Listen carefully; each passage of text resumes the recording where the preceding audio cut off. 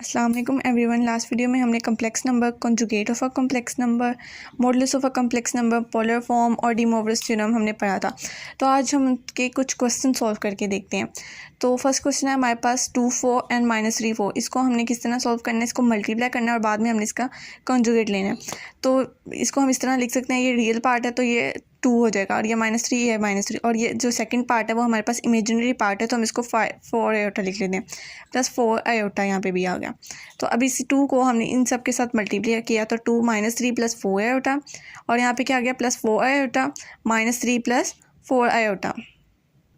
उसके बाद ये आ गया -6 plus 8 iota -12 iota plus 16 iota square.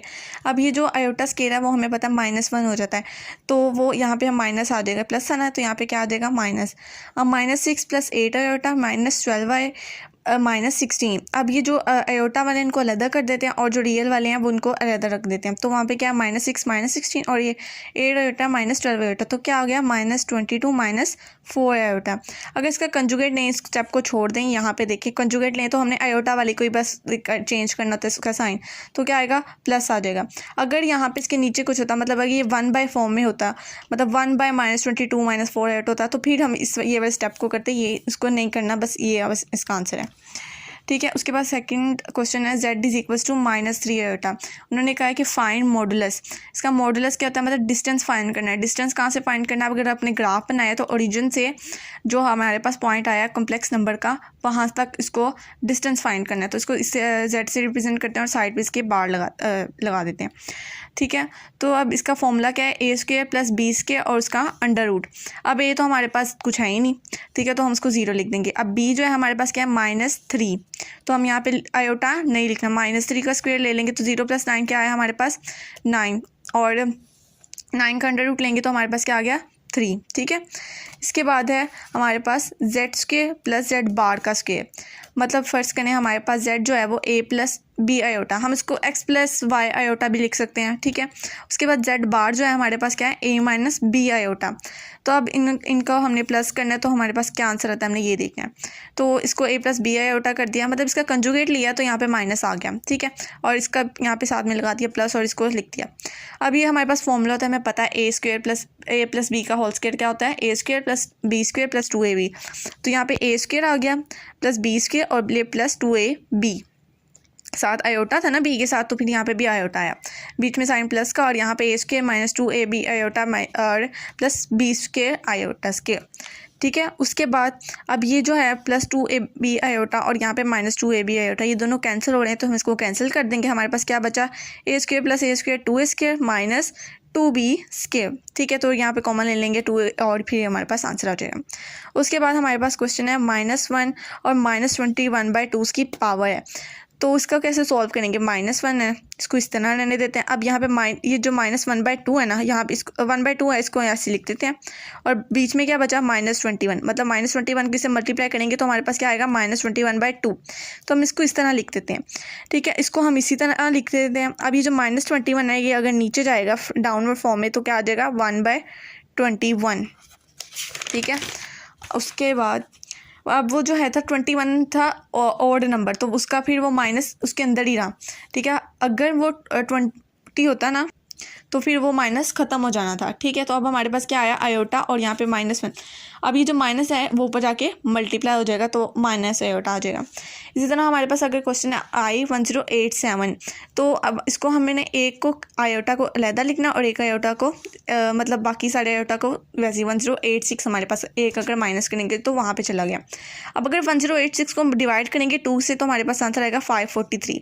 अब वो 2 जो है वो अंदर चला गया, मतलब आई का स्क्वायर वो क्या होता है -1, और 543 वैसे ही, और ये आयोटा भी वैसे ही। अब ये है ओड नंबर, अब इसके अंदर फिर ये माइनस रहेगा, अगर ये इवन होता तो ये माइनस ख़त्म हो जाता, तो माइनस आयोटा हमारे पास आंसर आ गया। उसके बाद है फैक्टराइज करना है इसको। हम इसको ये परफेक्ट स्क्वायर नहीं है और ना ही ये परफेक्ट स्क्वायर है, तो हम इसको इस तरह कर सकते हैं ना कि अंडर रूट इसका ले लें, तो फिर ये हमारे पास अब बन जाएगा, फैक्टराइज का फॉर्मूला बन जाएगा। ठीक है, 10x² -34 बाय आयोटा, मतलब आयोटा क्यों लिया है यहाँ पे, क्योंकि यहाँ पे जो है हमने इसको माइनस में लाना था, ठीक है। और आयोटा स्क्वायर लिया हमने, आयोटा स्क्वायर मतलब -1 और यहाँ पे भी -1 माइनस क्या हो गया, प्लस हो गया, ठीक है। तो ये हमारे पास वही चीज़ आ गई है दोबारा, मतलब इस अंडर रूट का जब स्क्वायर लेंगे तो हमारे पास सेम वही चीज़ आ जाएगी। तो फिर हम इसको इस तरह लिख सकते हैं, या इसको हम एक और तरीके से कर सकते हैं। यहाँ पे इन दोनों में से 2 कॉमन ले लिया तो क्या बचा 5x² - 17y² आयोटा स्क्वायर। तो यहाँ पे 2 और यहाँ पे क्या आएगा 5x - 17y आयोटा। मतलब ये कौन सा फॉर्मूला बन रहा है, a² - b² = a + b a - b, उसका फॉर्मूला बन रहा है, ठीक है। उसके बाद क्वेश्चन नंबर 7 है 3 - -4 आयोटा -4 √4 और यहाँ पे -2, मतलब इसको हम अगर 4 का अंडर रूट लें, अगर हम 4 का अंडर रूट लें तो हमारे पास क्या आता है 2 आता है। तो मतलब अगर साथ माइनस है तो वो माइनस नहीं लगाएंगे, हम उसके साथ 2 आयोटा लगाएंगे, ठीक है, ठीक है। अब उसके बाद है यहाँ पे हम लिखेंगे 3 - 2 आयोटा -2 उसकी पावर। अब ये जो -2 है यहाँ पे आगे क्या आ जाएगा, नीचे आके 2 हो जाएगी, मतलब इसकी ये पॉजिटिव हो जाएगी। तो अब ये हमारे पास फॉर्मूला बन रहा है ना, a - b का होल स्क्वायर, मतलब a² + b² - 2ab। तो ये वैसे ही आ गया a² + b² - 2ab, ठीक है। तो ये क्या बन गया 9 - 12 आयोटा + 4 आयोटा स्क्वायर, ठीक है। उसके बाद यहाँ पे क्या है 1/9 - 12 आयोटा प्लस, अब यहाँ पे +4 आयोटा स्क्वायर ना, तो ये क्या है हमारे पास -1 है ना, तो यहाँ पे माइनस जब इसकी प्लस मल्टीप्लाई होगा माइनस प्लस के साथ तो क्या आंसर आएगा माइनस ही, तो -4 आ गया। 9 - 4 क्या होता है 5, तो 5 - 12 आयोटा। अब मैंने बताया था आपको शुरू में जो फर्स्ट सवाल किया था उसमें ये था, मैंने कहा अगर इस तरह होगा तो अब हम इसका इस तरह कंजुगेट लेंगे। तो हमने इसलिए फिर इसका इस तरह कंजुगेट लिया। कंजुगेट कैसे लेंगे, अब ये जो साइन है ना यहाँ पे प्लस, मतलब अगर माइनस है तो यहाँ पे प्लस हो जाएगा, ठीक है। तो अब ये इसके साथ मल्टीप्लाई करवाएंगे 5 + 12 आयोटा, और यहाँ पे भी नीचे आपस में मल्टीप्लाई हो जाएंगे। तो ये एक तरह का वो फॉर्मूला बन गया। कौन सा फॉर्मूला बन गया, जो अभी हमने फैक्टराइज में यूज़ किया था a² - b² वाला, ठीक है। अब यहाँ पे 5x² - 12 आयोटा का स्क्वायर 25 + 144, ठीक है, 12 का जो स्क्वायर होते हैं। उसके बाद 5 + 12 आयोटा, और ये 169 बन गया। तो हम इसको इस तरह लिख सकते हैं। उसके बाद हमारे पास क्वेश्चन है 2 - 3 आयोटा, इसको हमने कन्वर्ट करना है पोलर फॉर्म में, मतलब कॉम्प्लेक्स नंबर को हमने पोलर फॉर्म में कन्वर्ट करना है। सबसे पहले क्या करते हैं, हमने r फाइंड करना है। r हमारे पास क्या है डिस्टेंस, तो इसका डिस्टेंस का फॉर्मूला हमें पता है a² + b², और फिर ये हमारे पास 4 + 9 और ये 13 आ गया, ठीक है। 13 तो मतलब परफेक्ट स्क्वायर नहीं है, तो फिर हम इसको इसी तरह लिखेंगे। उसके बाद हमने थीटा फाइंड करना है। तो थीटा हमें कैसे फाइंड करते हैं, जो इमेजिनरी पार्ट है ना उसको ऊपर रखेंगे और जो रियल पार्ट है उसको हम नीचे रखेंगे, ठीक है। तो ये हमने रखा -3/2, माइनस नहीं भूलना, तो हमारे पास आ जाएगा -56.31 डिग्री। उसके बाद यहाँ पे √13 कोस, ये मैं लिखना भूल गई थी तो ये मैंने लिख दिया। मतलब हम यहाँ पे क्या करेंगे कि जो r है हमारे पास वो लिखा r cos theta + i r sin theta, ठीक है, ये इसका फॉर्मूला है। उसके बाद है उन्होंने कहा कि प्रूफ करें z और z बार इक्वल्स के है z modulus of complex number, ठीक है। तो z हम प्लेट कर लेते हैं a + bi, हम x + y आयोटा भी कर सकते हैं, ठीक है। उसका कंजुगेट क्या होगा, यहाँ पे माइनस आ जाएगा। अब इन दोनों का आपस में मल्टीप्लाई करते हैं, तो जब मतलब ये मल्टीप्लाई हो रहे हैं तो क्या हो रहा है, ये a से मल्टीप्लाई होगा a², ठीक है। और ये जो है सॉरी यहाँ पे जो a + b और a - b है, तो इसका फॉर्मूला क्या बन गया a² - b²। तो ये a² - b² बन गया, b², और ये आयोटा के साथ भी स्क्वायर आ गया।